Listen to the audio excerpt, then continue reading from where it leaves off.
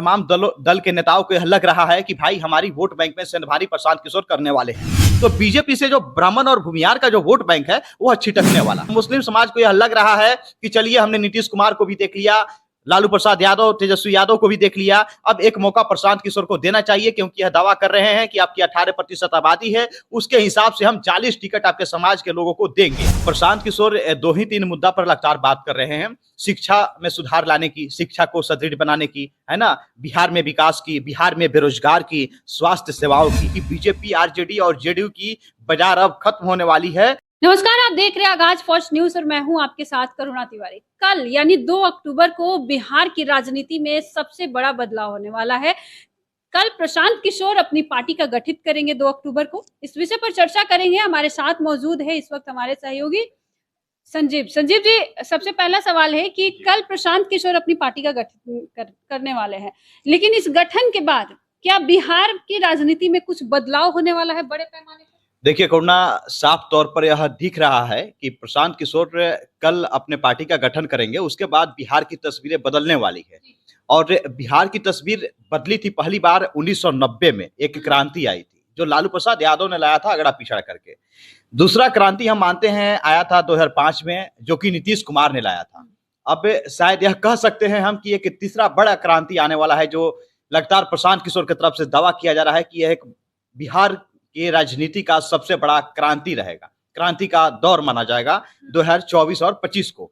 तो 2025 विधानसभा चुनाव से पहले प्रशांत किशोर ने जो दाव खेला है, जो दाव चला है, उस दाव के तहत हम यह कह सकते हैं कि एक तीसरी बार एक बड़ी क्रांति की तैयारी बिहार ने कर रखा है। और बिहार का एक तबका प्रशांत किशोर के साथ पूरी तरह से मुस्तैदी के साथ खड़ा है, और वह कल की रैली में आपको देखने को मिल जाएगा। कोरोना लगातार प्रशांत किशोर जिस तरह से दावा कर रहे हैं कि 2 अक्टूबर के बाद जहां देखिएगा वहां जनसुराज ही नजर आएगा, यानी कि उनका साफ तौर पर यह इशारा है कि बीजेपी, आरजेडी और जेडीयू की बाजार अब खत्म होने वाली है, और एक पढ़े लिखे तबके से लेकर के और अनपढ़ तबके के लोगों तक जनसुराज, मतलब जनसुराज में शामिल होने की कवायद करने का काम करेंगे। लगातार वो लोग शामिल अब होंगे भी, ऐसा प्रशांत किशोर लगातार दावा कर रहे हैं। और बिहार की राजनीति में एक बड़ा बदलाव कल के बाद जरूर आने वाला है। कोरोना, अच्छा, प्रशांत किशोर का एक और चीज कहना है कि कल वो जब पार्टी का गठित करेंगे, जब उसका गठन होगा, तो उसमें जेडीयू, राजद और बीजेपी के भी तमाम बड़े नेता उनके साथ मंच साझा। देखिए बिल्कुल, इससे हम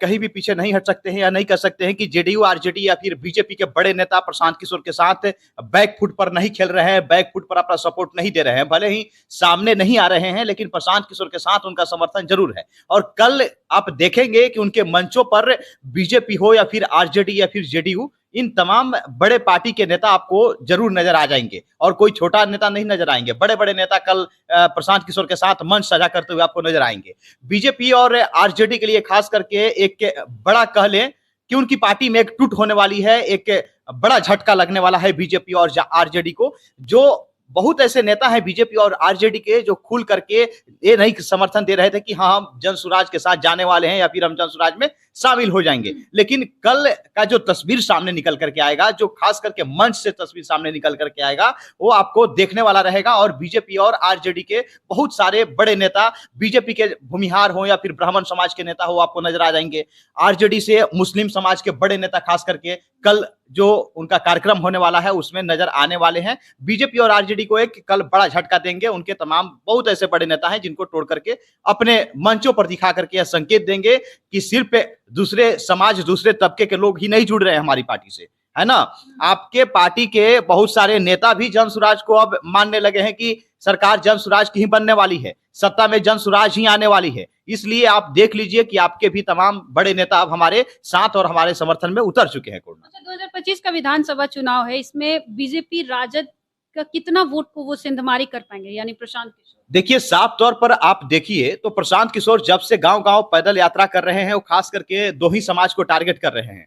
एक मुस्लिम समाज को टारगेट कर रहे हैं और एक यादव समाज को टारगेट कर रहे हैं। यादव समाज को तोड़ने की लगातार कोशिश कर रहे हैं कि कुछ यादव, लगभग 10 से 20% भी यादव समाज हमारे साथ टूट करके हमारे जन सुराज के साथ जुड़ जाए। और मुस्लिम समाज को वो तो दावा कर रहे हैं कि 80% बिहार के मुस्लिम जन सुराज के साथ है, यानी कि आरजेडी को झटका तो जरूर देंगे। और मुस्लिम समाज भी अब यह मान रहा है कि हमने नीतीश कुमार को जेडीयू के साथ हम जा करके उनको समर्थन करके देखे, मुस्लिम समाज का भलाई नहीं हुआ।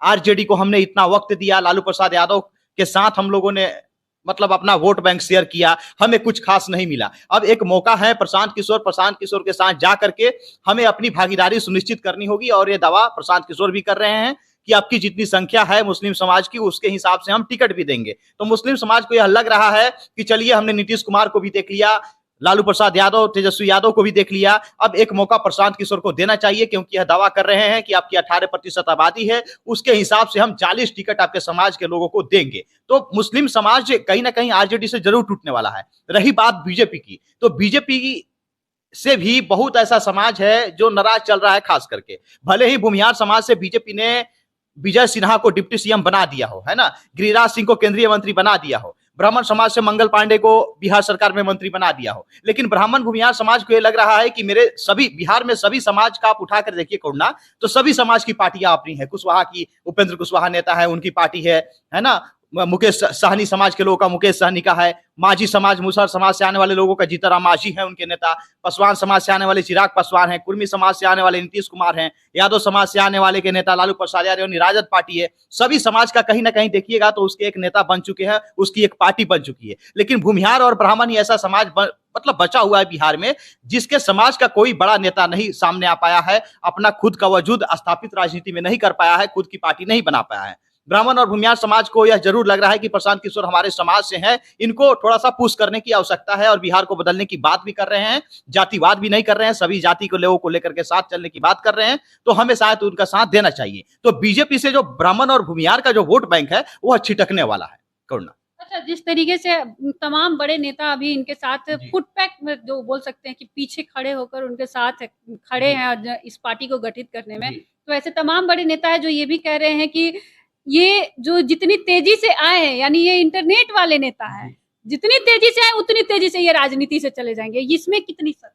देखिए, इसमें कोई दुहराई वाली बात नहीं है कि प्रशांत किशोर की लोकप्रियता बढ़ी है तो वो इंटरनेट ही कारण है, सोशल मीडिया ही है, और डिजिटल प्लेटफॉर्म के माध्यम से ही उनको लोकप्रियता मिली है। इसमें कोई दुहराई की बात नहीं है। आप एक बच्चा हो या फिर बूढ़ा हो जो इंटरनेट से जुड़ा हुआ हो, उससे पूछेंगे कि प्रशांत किशोर कौन है, तो जरूर बता देगा कि हाँ, मैं प्रशांत किशोर को मैंने फेसबुक पर देखा है, रील्स में देखा है, यूट्यूब पे उनके भाषण को मैंने सुना है, देखा है। हालांकि प्रशांत किशोर जमीनी स्तर पर भी लगातार मेहनत कर रहे हैं, 2 साल से वो पैदल चल रहे हैं, गाँव गाँव घूम रहे हैं, लेकिन बिहार में तो काफी लाखों की संख्या में गांव की संख्या है, तो उतना वो अभी तक उतने जगहों तक नहीं पहुंच पाए हैं। लेकिन यह जरूर है कि इंटरनेट के माध्यम से ही उनकी लोकप्रियता बढ़ी है। अब रहा बात की क्या वो राजनीति में टिक पाएंगे या नहीं, तमाम लोग या फिर नेता दावा कर रहे हैं कि जितना तेजी से आए हैं उतना तेजी से जाएंगे। देखिए, यह कहना शायद हमें लगता है कि उचित नहीं होगा, क्योंकि प्रशांत किशोर अपना एक छवि और अपना जगह बिहार की राजनीति में अब बना चुके हैं। क्योंकि प्रशांत किशोर शुरुआती दौर से उनका देखिएगा करियर तो एक रणनीतिकार के तौर पर ही काम करते आए हैं, तो भली भांति वो जानते हैं कि राजनीति में अपना जगह, अपना पद और कद कैसे बनाए रखना है, कैसे उसको मेंटेन करना है।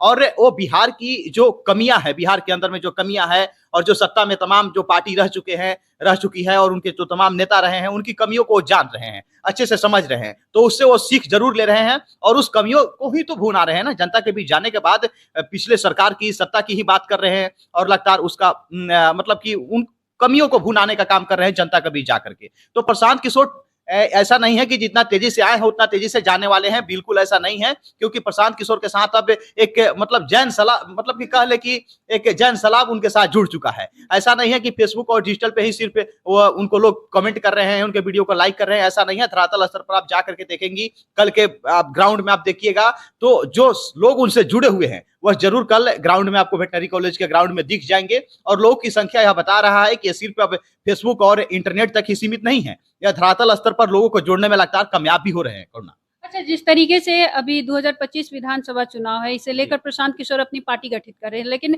लालू यादव के जो सरकार थी उसके बाद आई नीतीश कुमार की सरकार 2005 में, जिस तरीके से एक मतलब कह सकते हैं कि बिहारी वासियों के अंदर एक लगा कि अब बदलाव की जरूरत है। अब बिहार वासियों के अंदर फिर से एक नया उमंग जाग रहा है अंदर में कि फिर से हमें बदलाव की, एक नए बिहार की जरूरत है।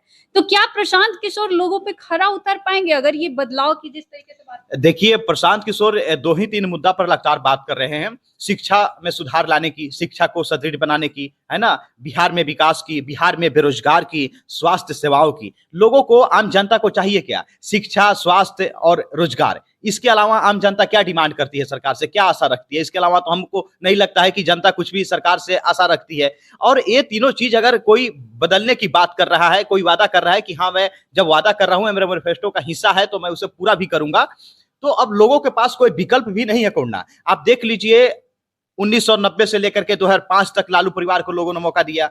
2005 से लेकर के और अभी लगातार नीतीश कुमार के लोगों ने 2025 तक अब मौका ही देने वाले हैं, क्योंकि 25 तक तो सरकार है ही उनकी, रहेगी ही उनकी।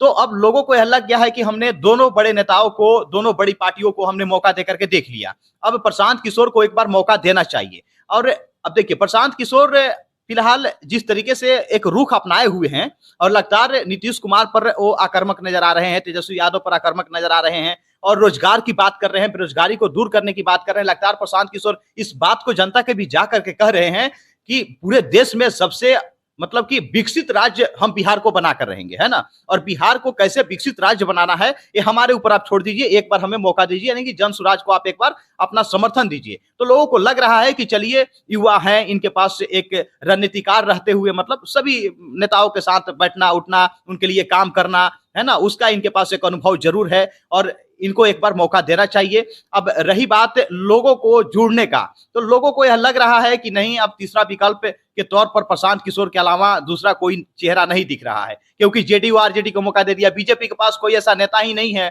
कि बीजेपी उस नेता के बदौलत, मतलब कि बिहार की राजनीति कर सके। नीतीश कुमार के अलावा एनडीए गठबंधन में कोई ऐसा चेहरा है नहीं। चिराग पासवान कुछ दिनों के लिए अपने आप को स्थापित करने की उन्होंने कोशिश किया था, बिहार फर्स्ट, बिहारी फर्स्ट के माध्यम से 2020 में के लिए चुनाव भी लड़ करके उन्होंने कोशिश किया कि हाँ, शायद मुझे समर्थन मिल सकता है आने वाले दिनों के लिए मुख्यमंत्री बनने के लिए, लेकिन अब वो भी एनडीए के साथ जाकर के सिमट गए हैं। तो प्रशांत किशोर तीसरा विकल्प के तौर पर, सीधे तौर पर दिख रहे हैं। अच्छा, प्रशांत किशोर अपने पीसी में भी जो लास्ट जी। टाइम जो पीसी जो किए कि पार्टी गठित करने से पहले, उसमें उन्होंने एक जिक्र किया, उनका बात मुझे आज भी याद है कि वो कह रहे हैं कि मेरी चर्चा जो बिहार के हर कार्यालय में, यानी पार्टी ऑफिस में हो रही है, वहां के नेता वो अपने लिए चर्चा नहीं कर रहे हैं, अपने कार्यों का चर्चा नहीं कर रहे हैं, प्रशांत किशोर की चर्चा कर रहे हैं। क्या लोगों के अंदर, मतलब जितनी भी पार्टियां हैं, जेडीयू, राजद, बीजेपी, ये सब लोग डर गए हैं प्रशांत? देखिए, साफ तौर पर सभी, तमाम सत्ता दल हो या फिर विपक्षी दल हो, तमाम दल के नेताओं को यह लग रहा है कि भाई, हमारी वोट बैंक में सेंधमारी प्रशांत किशोर करने वाले हैं, और सेंधमारी ही नहीं बल्कि एक बड़ी सेंधमारी प्रशांत किशोर करने में सफलता भी पाएंगे। और लगातार जिस तरीके से लोग इनके साथ जुड़ रहे हैं, उससे तमाम पार्टियों को लग रहा है कि भाई, हमारा क्या होगा, है ना? क्योंकि हमने जो वादा किया लोगों से, लगातार वादा हमारे नेता करते आए हैं, उस वादा पर हमारी सरकार खड़ा नहीं उतर पाई, नहीं टिक पाई। अब शायद यह हो सकता है कि प्रशांत किशोर के साथ एक बड़ा तबका चला जाए, तो सत्ता में वापसी पाना एनडीए गठबंधन के लिए मुश्किल होगा, या फिर इंडिया गठबंधन जो है आरजेडी कांग्रेस के साथ, जो तमाम विपक्षी, जो तमाम लेफ्ट पार्टियां हैं, उनको भी यह लगने लगा है कि एक बड़ा तबका प्रशांत किशोर के साथ अब जाने के लिए जुट गया है, और प्रशांत किशोर को, मतलब कि तीसरे विकल्प के तौर पर अब बिहार की जनता देखने लगी है। तो उन्हें अंदर से डर जरूर सता रहा है कि भाई, हम लोगों का क्या होगा, क्योंकि प्रशांत किशोर लगातार जिस तरीके से आक्रामक रुख अपनाए हुए हैं और लोगों से लगातार इंटरेक्ट होने की कोशिश कर रहे हैं, ये तमाम जो बिहार में सक्रिय दल है, उन लोगों के लिए मुसीबत जरूर दिख रहा है। देखिए, 2025 का विधानसभा चुनाव है और प्रशांत किशोर 2 अक्टूबर की अपनी पार्टी गठित कर रहे हैं, और इसमें उनका दावा है कि 1 करोड़ की जनता का समर्थन उन्हें मिल रहा है। हमने ग्राउंड रिपोर्ट भी आपको दिखाया कि उसकी तैयारी कैसे चल रही है। अब क्या होता है 2025 का विधानसभा में, ये तो देखने वाला चीज होगा। खैर, आपका क्या कुछ कहना है, अभी हमारे साथ साझा करें और देखते रहे आगाज फर्स्ट न्यूज।